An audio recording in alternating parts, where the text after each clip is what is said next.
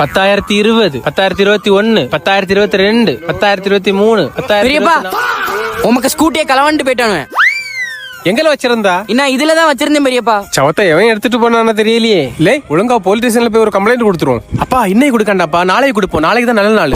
சரி பின்ன நாளைக்கே கொடுப்போம். The next day. அப்பா லேயா நம்மளை கண்டு பயந்து வண்டியை கொண்டு விட்டுட்டு போயிட்டான்ப்பா. லே ஆமா மாட்டிக்கினாரு ஒருத்தரு.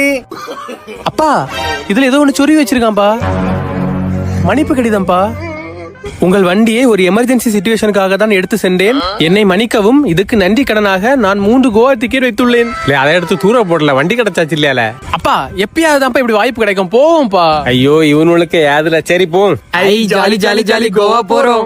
3 days later. கோவா தான் போகாம இருந்திருந்தாலும் வீடு திறந்து கிடக்கு. கதவா என்னால வீட்டுல ஒரு சாதனத்தையும் காணையில. ஓ மத்தவனாதான் இருக்குமோ. அப்ப எங்க வச்சிருப்பான்? என்னத்த தேடியா? மத்த மன்னிப்பு கடிதத்தை எழுதி வேற எங்கேயாவது டிக்கெட் போட்டிருப்பான்பா. அட பேத்த நாய.